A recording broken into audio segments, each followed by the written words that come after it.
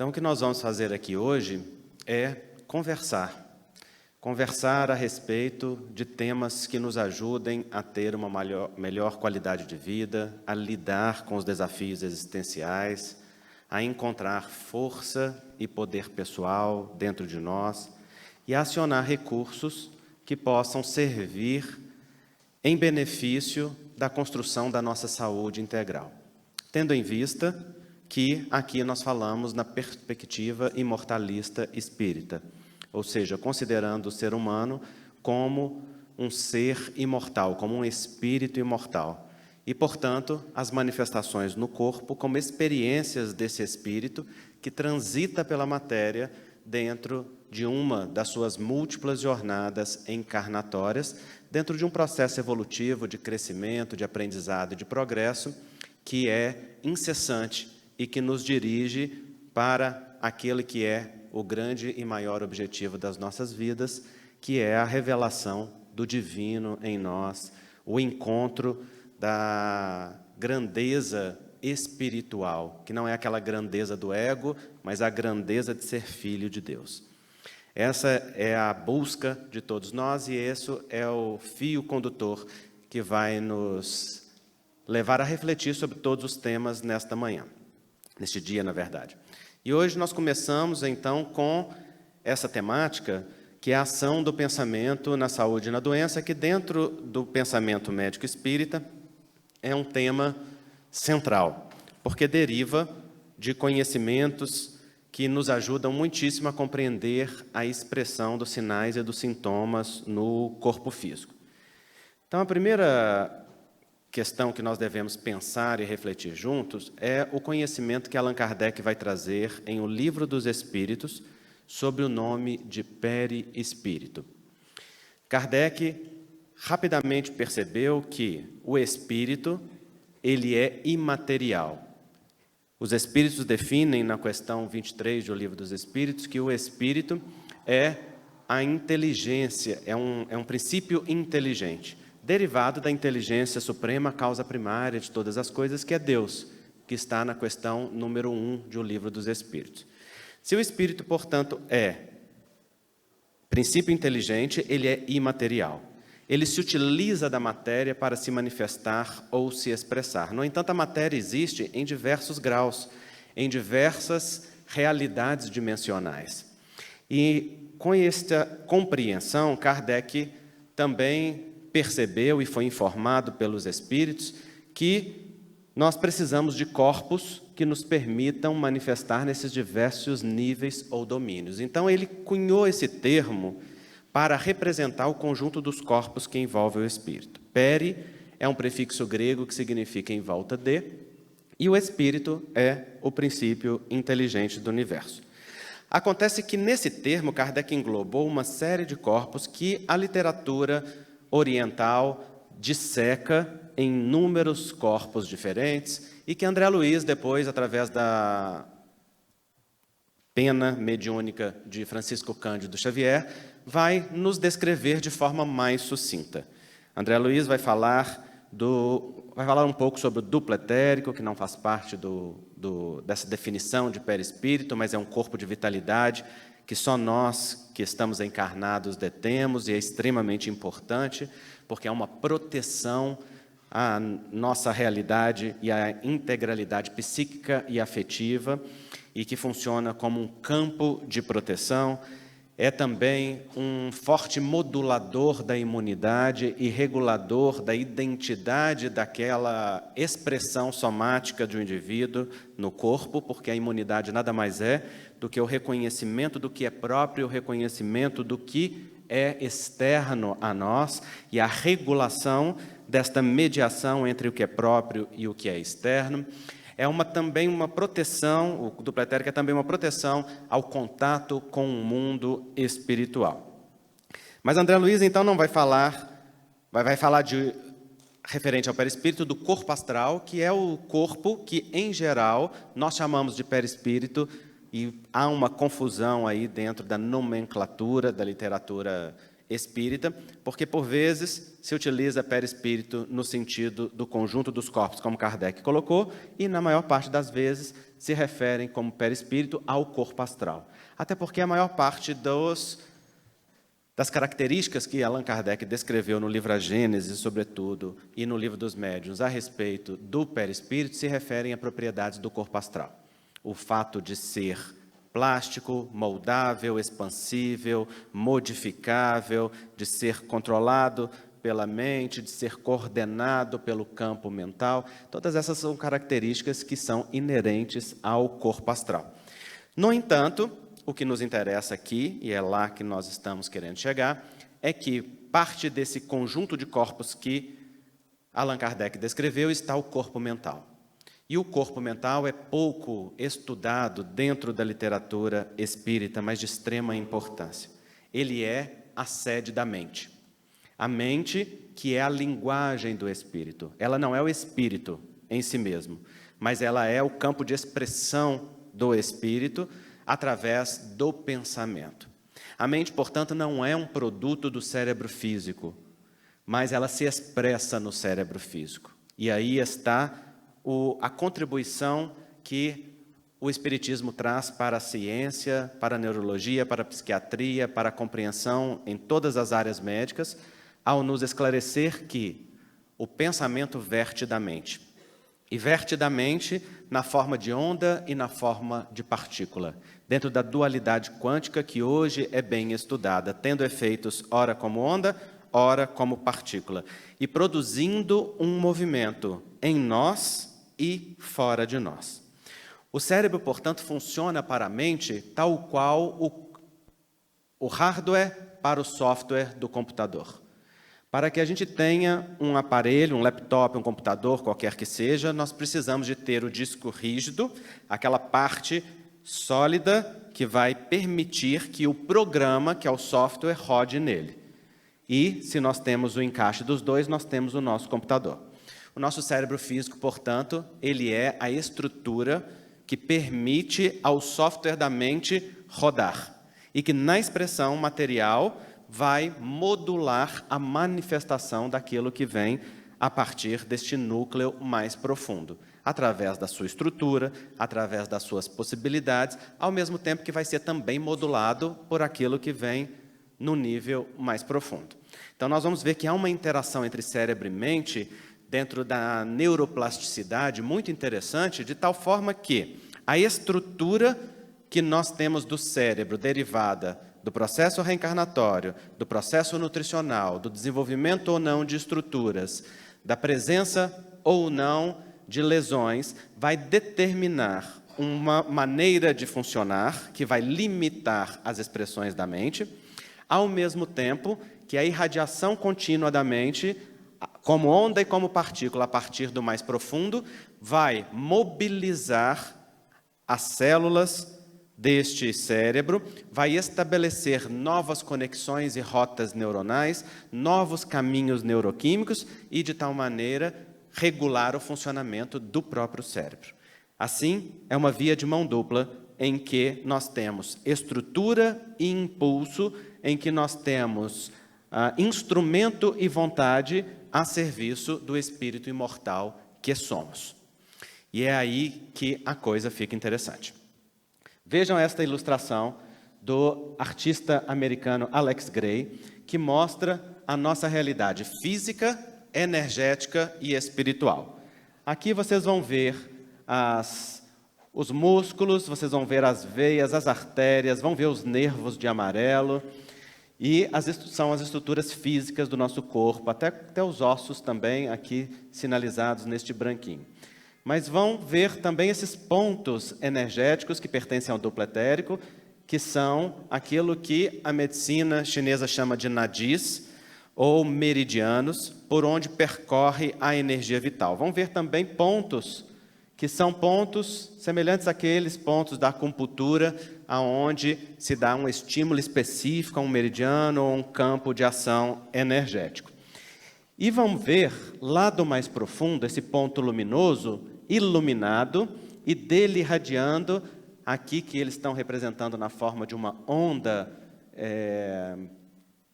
de fogo, né, a expressão da força mental, que verte no cérebro através da glândula pineal, que está aqui bem no centro do cérebro e que é considerada, dentro do conhecimento espiritualista e espírita, como sendo o portal da vida mental, o portal da mediunidade, o portal de conexão com os níveis mais profundos do campo mental e espiritual do ser.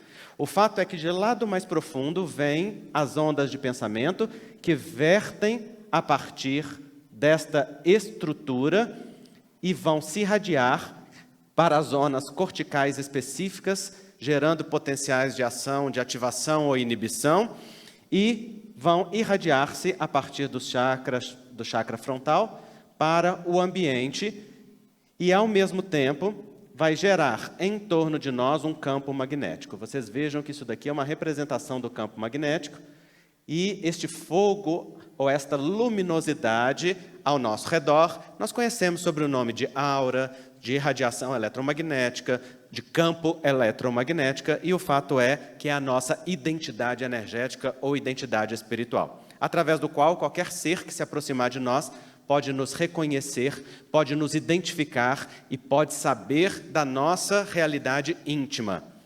Muito frequentemente em reunião mediúnica, os espíritos dizem assim: eu conheço o seu cheiro. O que eles querem dizer com cheiro? Querem dizer a sua irradiação eletromagnética. Porque um espírito que tenha um mínimo de capacidade de conhecimento, ao chegar perto de nós, pela natureza da nossa irradiação, sabe qual é o teor dos nossos pensamentos, dos nossos sentimentos, das nossas vontades, dos nossos desejos, das nossas posturas, do nosso comportamento moral, da nossa postura ética na vida, de tal maneira que nada pode ser oculto ou escondido. E quem diz isso é Jesus em o Evangelho. Não há nada de si mesmo que fique oculto, porque o que dissestes em privado sobre os telhados será pregoado, disse o Cristo. Isso significa tudo aquilo que é vivenciado na realidade íntima é público. Você pode esconder do mundo, mas você não esconde da realidade energética e espiritual, porque nós irradiamos aquilo que somos. E este teor energético que está ao nosso redor traz a natureza íntima de tudo aquilo que nós somos e que nós vivemos. Então, nós vamos estudar o poder do pensamento produzindo ações fora e retornando para dentro, e o poder do pensamento agindo dentro e promovendo ações em nós. Vejam que interessante. Emmanuel vai dizer: assim como a aranha vive no centro da própria teia, o homem vive submerso nas criações do seu pensamento. Adoro essa frase de Emmanuel, porque a aranha tece a teia a partir dela. A aranha elege aonde colocar os pontos que conecta os fios que saem dela. No entanto, uma vez que a teia está estabelecida, a aranha vive no centro dela e tudo deriva dela. Ou seja, ela depende da teia para captar, para locomover, para viver, para se proteger, e tudo que toca a teia, toca a aranha. De tal maneira que a aranha e a teia estão interdependentes. Da mesma maneira somos nós. Nós criamos conexões através do nosso pensamento com seres encarnados, desencarnados, realidades energéticas, mentais, emocionais, e fazemos uma rede eletromagnética de conexões, e vivemos no centro dela. E a partir disso, tudo nos toca e tudo nos afeta a partir daquilo que esta rede colhe e recolhe.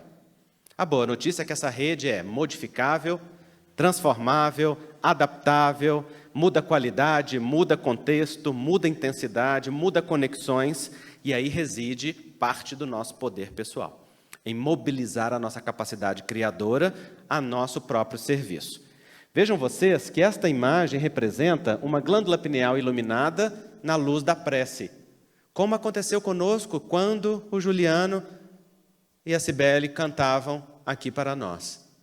Não sei vocês, mas eu, me concentrando ali na música, fui me sentindo harmonizar, fui me sentindo como se algo se expandisse, porque a arte, a elevação, nos permite conectar com as construções energéticas de alta frequência que estão na mesma vibração daquelas notas musicais e daquela voz que nos leva para um lugar dentro da gente que nos sintoniza com esta mesma qualidade.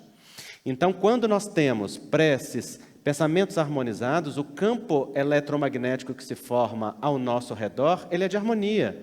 Vejam que aqui o chakra solar e mais acima o chakra cardíaco também está iluminado. Esses chakras que são pontos de encontro dos meridianos ou canais energéticos no corpo e grandes fulcros energéticos profundamente conectados às nossas células físicas e ao funcionamento dos nossos órgãos. Na medida que esses chakras se iluminam, ilumina também todo um funcionamento orgânico, porque todo aquele teor eletromagnético que ali está vai se transmitir às nossas células físicas. De tal maneira que tudo aquilo com o qual nós nos conectamos fora de nós se converte em nós mesmos. E aí a necessidade de nós sermos hipervigilantes com o nosso campo mental e com a nossa conexão espiritual. Porque ela não é uma conexão de natureza simples, exterior. Tudo aquilo que a gente conecta, a gente troca. E tudo que a gente troca, a gente absorve e se torna a nossa própria realidade. E aí é que nós temos um impacto muito importante para a saúde ou para o adoecimento, para a recuperação da saúde ou para a agravação dos sofrimentos interiores a partir dos teores energéticos. Porque nós estamos em um mundo de energias. E o Espiritismo nos esclarece que o nosso pensamento tem um poder criador muito importante. Nós vamos ver isso. André Luiz vai dizer, onde há pensamentos, há correntes mentais. E onde há correntes mentais, existe associação. E toda associação é interdependência e influenciação recíproca. Estabelecer o pensamento, nós fazemos correntes mentais. Correntes mentais se conectam a outras correntes mentais, estabelecem fenômeno de ressonância vibratória, se comunicam formando uma só realidade e viram uma via de mão dupla. Interdependência. Nós influenciamos e somos influenciados. É assim que a gente se conecta a quem a gente ama. Sabe aquela coisa de alguém te ligar e você começar a pensar na pessoa e o telefone tocar? Tem algum fenômeno mediúnico acontecendo aí? Não, é um fenômeno anímico. Conexão energética, magnética, natural entre duas pessoas que estão sintonizadas e conectadas. E este fenômeno se estabelece com todos nós. Embora pareça que com os ex-amores acontece de uma forma mais intensa. Não sei como é com vocês, mas quanto mais você quer esquecer, mais você lembra. E quando fala que não quer pensar, aí que você lembra mesmo, não é? O que acontece? É que com qualquer pessoa que você estabeleça uma relação, estabelece um vínculo de conexão eletromagnética. E esse vínculo, ele não termina quando você diz, está terminado o relacionamento. Esse vínculo não termina quando você diz, está terminada a amizade. Quando você diz, eu não trabalho mais aqui. Quando você diz, eu não gosto de você, papai, eu não gosto de você, mamãe, eu me afasto de você, irmão. Os vínculos da alma, eles são permanentes. E como é que eles podem encontrar paz dentro de nós? Quando nós vivemos a alegria da inclusão. Tudo que existe em nós tem direito a permanecer e a viver em nós como força de vida. Nada merece ser excluído. Todas as vezes que nós tentamos excluir algo que pertence, esse algo se impõe com maior força. Então, como é que a gente se desconecta do ex? Fica a dica. Como é que a gente se desconecta de quem a gente quer? Dando um lugar de amor no coração para essa pessoa. Como é que a gente se torna mais livre para a vida? Dando um lugar de amor no coração. Porque todo vínculo magnético é conexão. E esta conexão, ela é estabelecida de forma natural na vida e vai ser interdependência e influenciação. Assim, nós vamos nos conectar aos espíritos que pensam como nós, encarnados e desencarnados, as correntes mentais que têm uma carga magnética, as criações mentais coletivas que estão nos ambientes, e tudo isso vai ser absorvido, vai ser filtrado pelo nosso duplo etérico e vai chegar até o nosso corpo físico. Sem falar da carga que já está armazenada no nosso corpo espiritual, vinda do passado, e que é uma memória energética permanente que funciona como um grande depósito de vibrações permanentes, que são os frutos do nosso comportamento ético e moral do passado, dos nossos hábitos, de tudo que nós construímos de nós mesmos.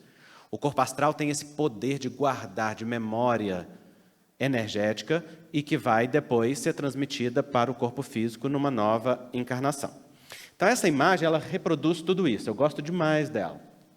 E se tiver jeito de apagar essa luz do palco aqui, por gentileza, fica mais bonito ainda das pessoas perceberem os nuances desta imagem. Vejam só que interessante, gente. Aqui está cada um de nós, né? Então, nós estamos vivendo, pensando. Este é um artista que está no processo da criação. O que ele está fazendo dele mesmo? Ele está irradiando a própria energia sobre o seu trabalho. E o seu trabalho fica imantado de si mesmo, da qualidade energética do que ele sente, do que ele idealiza, do que ele pensa, do que ele emocionaliza. Cada parte de si mesmo imanta. Aqui é um quadro, mas poderia ser uma comida, um documento, um trabalho, de tal forma que tudo que vem de nós carrega aquilo que é nosso.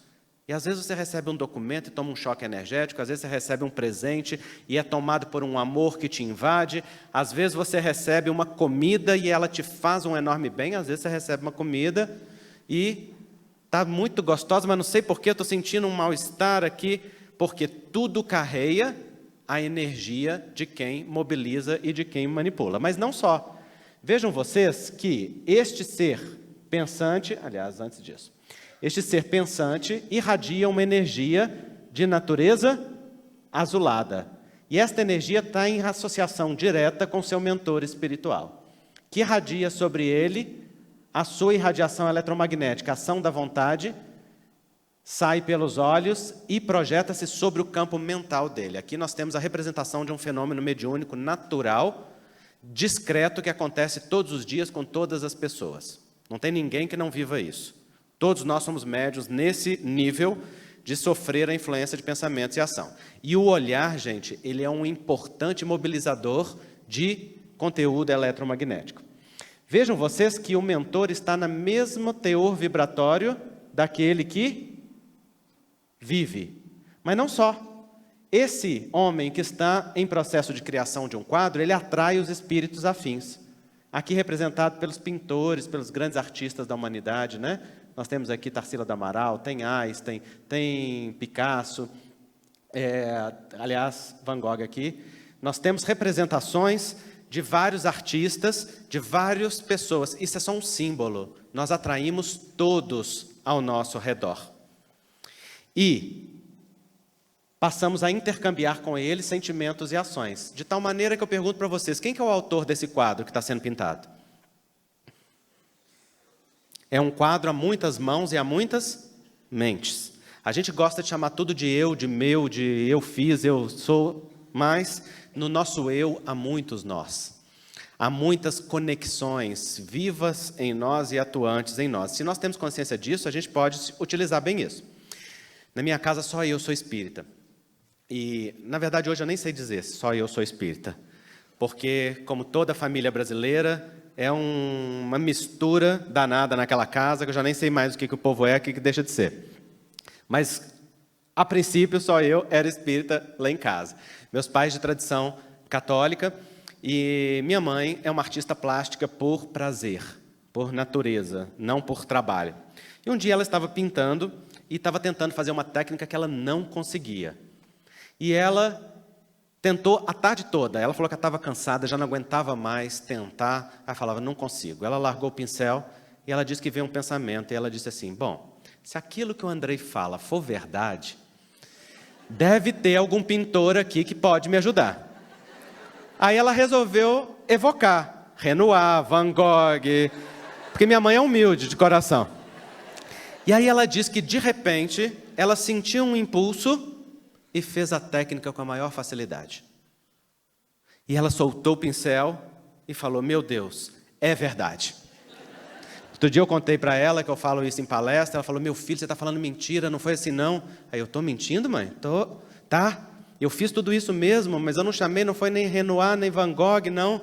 Não, mãe, não, foi Michelangelo.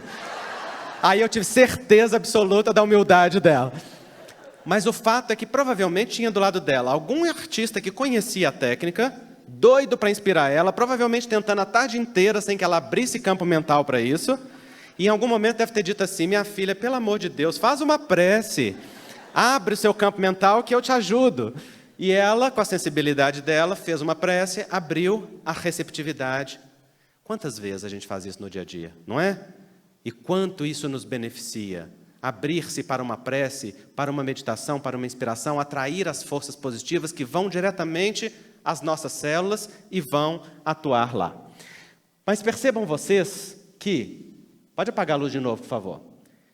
Porque aqui precisa de contraste para ver esse cantinho. Olha aqui, ó. Não sei se vocês tinham reparado aqui. Aqui tem muita gente de olho. Por quê, gente? Porque em nós vive luz e sombra. E nós temos conexão com todas as naturezas. Mas vocês veem que esses aqui, embora estejam de olho e tentem acessar, eles não podem. Porque há um campo magnético de proteção natural aqui que protege esse indivíduo. E é assim que nós criamos as nossas proteções individuais. E é por isso que os espíritos não podem nos proteger e nos ajudar se nós não nos autoajudarmos. É preciso que a gente aprenda a criar uma imunidade natural às questões espirituais que nos afetam. E nós fazemos isso através do nosso comportamento elevado, do nosso padrão mental elevado e da sintonia com o belo e com o bem. Diz o Livro dos Espíritos, Kardec pergunta para os espíritos se... Eu vou falar nas minhas palavras, que já não lembro mais o texto ipsis literis, mas Kardec pergunta assim, se os espíritos são afastados por ação da nossa vontade, eles renunciam a isto? E a resposta dos espíritos, essa eu lembro, é assim: sim, que queríeis que eles fizessem?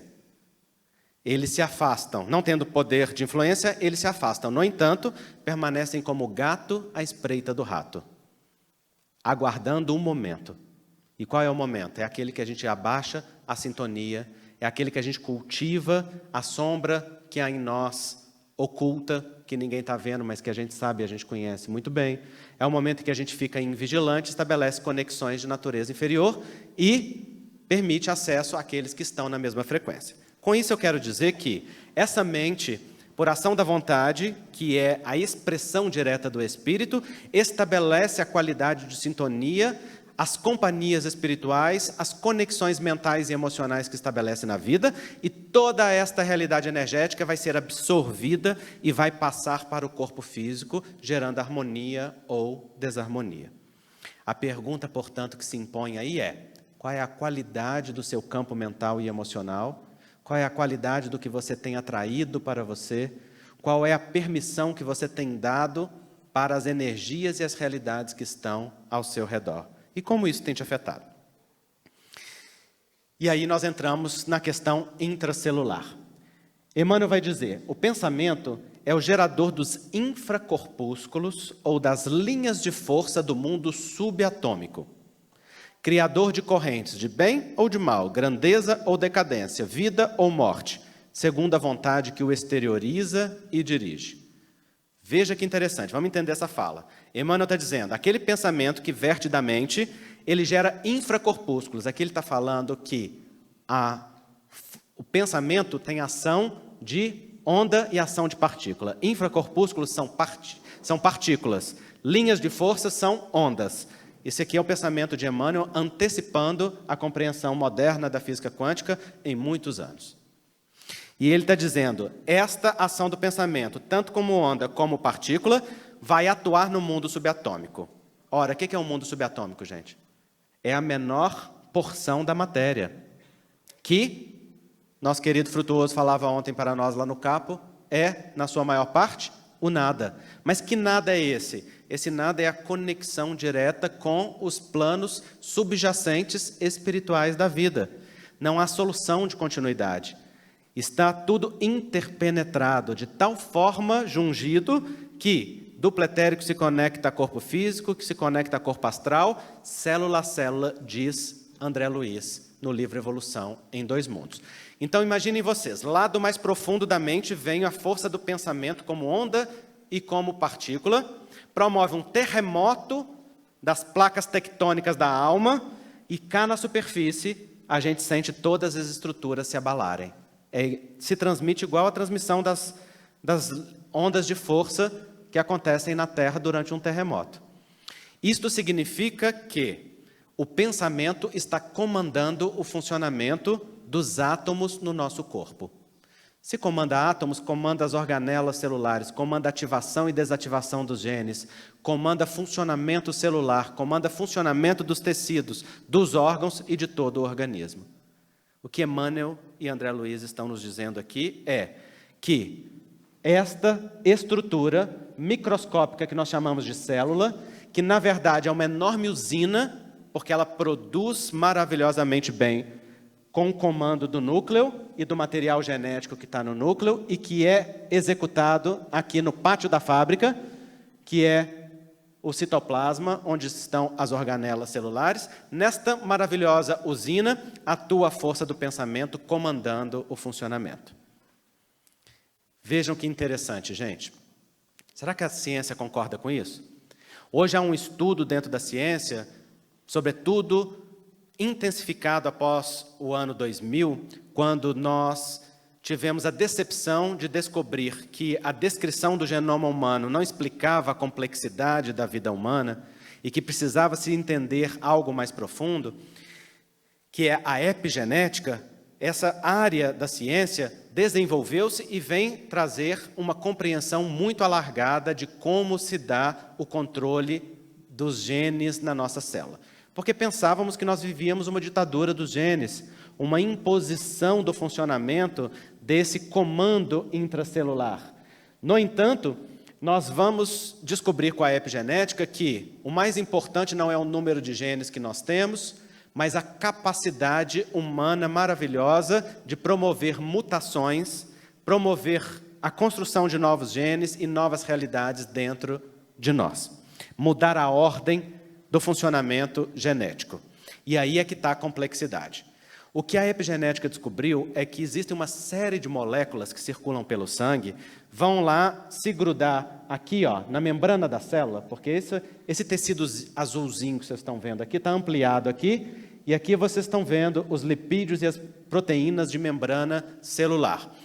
Estas moléculas que circulam são substâncias, moléculas são substâncias que circulam no sangue, vão se grudar aqui nesta membrana e vão produzir uma sinalização lá para dentro da célula, uma cascata de eventos químicos que vai sinalizar lá dentro para a célula. Ativa esse gene, desativa, muda esta ordem que veio lá de dentro, modifica-se, e aí é que é a grande complexidade.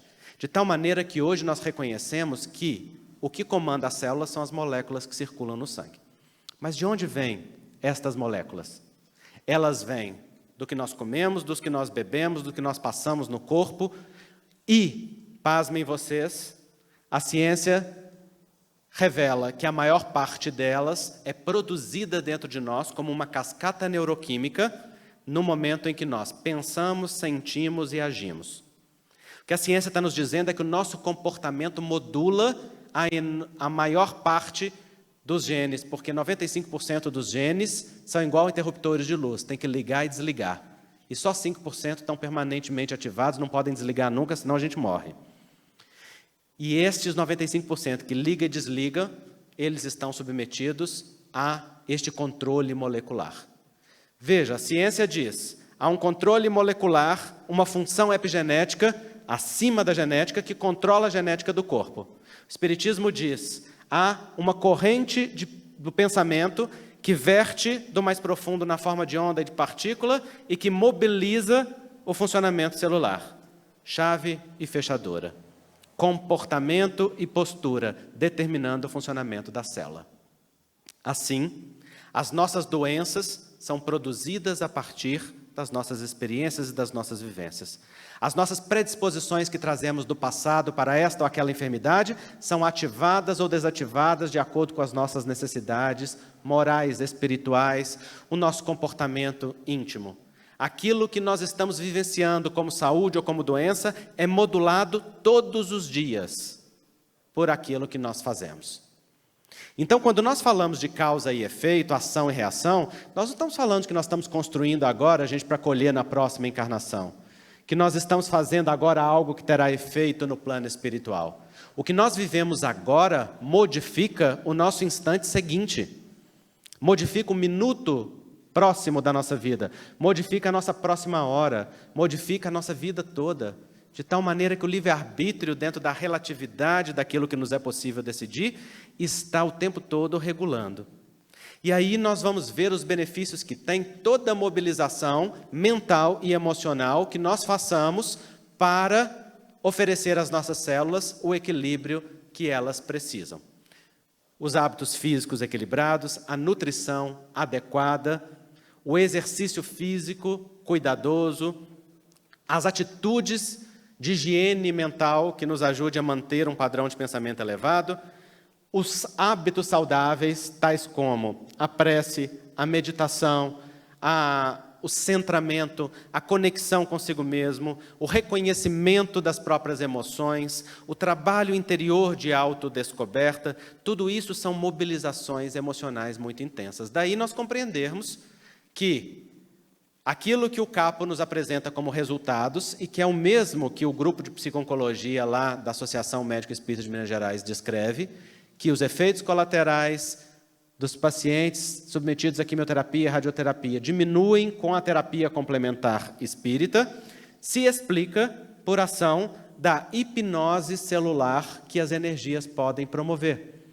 Porque André Luiz vai esclarecer isso, muito importante de compreendermos. Se é possível hipnotizar a mente humana, com mais propriedade operar-se-á a magnetização das células para determinados efeitos no seu ajustamento.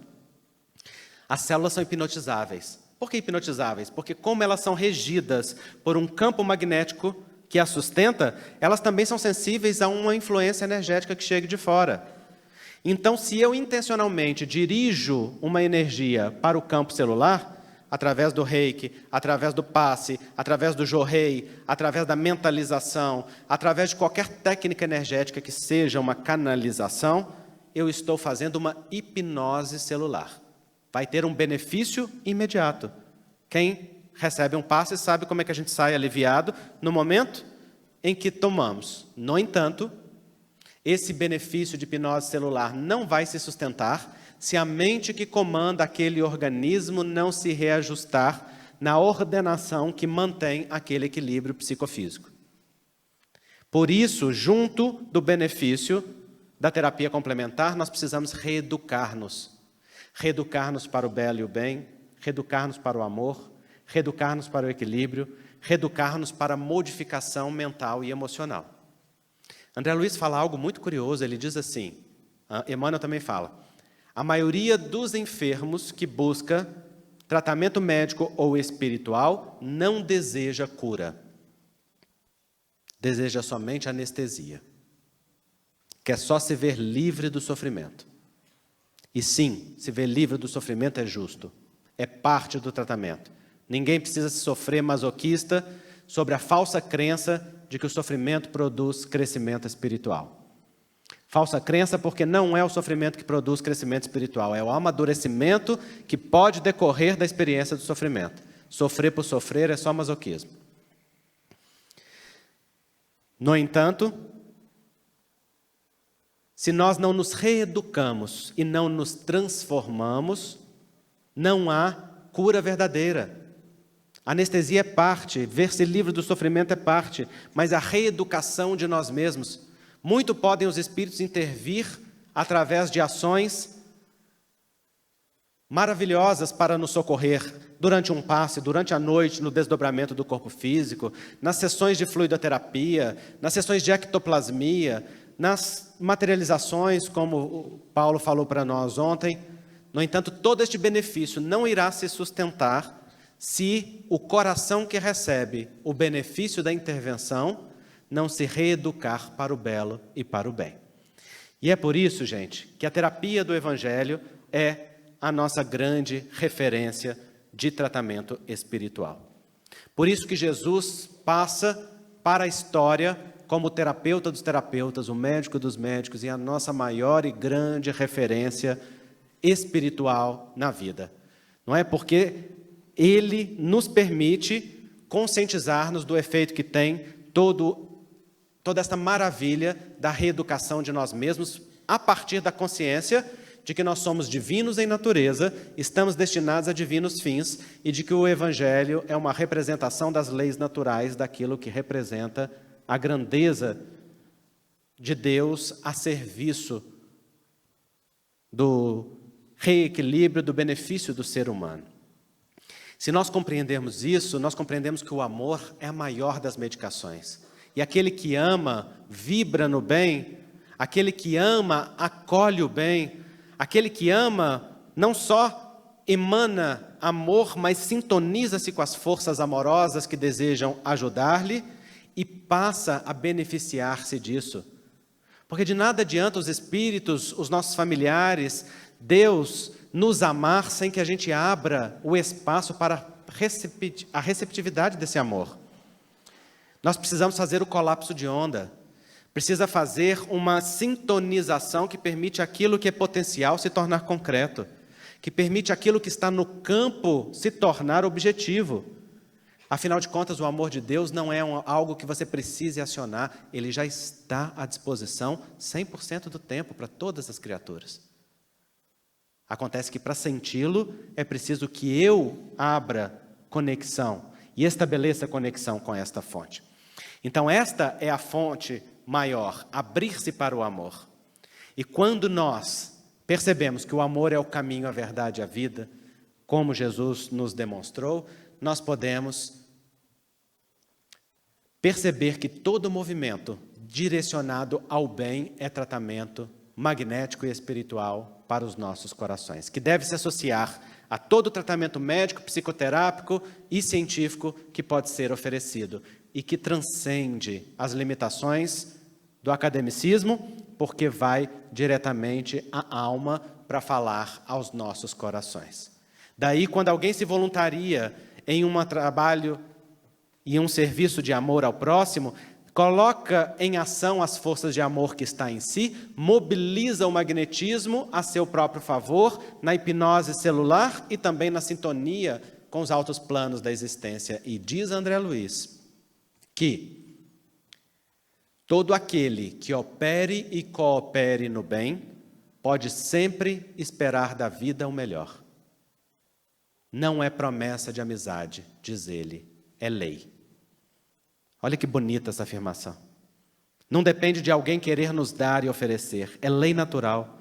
Quem se sintoniza com o belo e com o bem atrai naturalmente, não nos isenta das provas e das lutas, gente. Não é uma transformação mágica, não é um pensamento mágico. Aquela coisa poliana de vou pensar positivo e bonitinho e minha vida está transformada. Esse é um processo, tudo é processual na vida. No entanto, todo aquele que opere e coopere no bem pode sempre esperar o melhor, porque é da lei que vai vir para ele.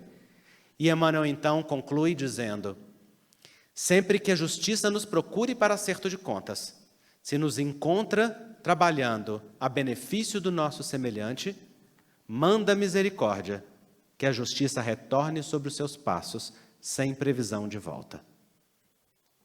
Se a justiça nos encontra amando, manda a vida que nós nos reequilibremos no amor e não na dor, porque justiça não se executa sem misericórdia. E quando nós compreendemos isso, nós podemos perceber que também são escolhas da nossa alma, do nosso espírito, sofrer mais ou sofrer menos, servir mais ou servir menos, através das decisões éticas que a gente decida nos nossos caminhos. Inspiremo-nos, portanto, no amor de Jesus, sintonizemo-nos com o amor de Jesus, experienciemos o amor de Jesus e, através daqueles que o representam, permitamos que este amor em nós se torne também um sol que se acende na intimidade da nossa alma e que, sendo filhos de Deus e frutos da mesma fonte, daqueles que nos amam, nós possamos permitir que aquele amor que é nosso, que o servir à vida que é nosso e que o benefício que nos é possível seja também colocado a serviço da vida em nome do Pai. E toda esta mobilização se transformará em mais saúde, em mais equilíbrio e em mais harmonia. continuemos buscando junto e que Jesus nos apare.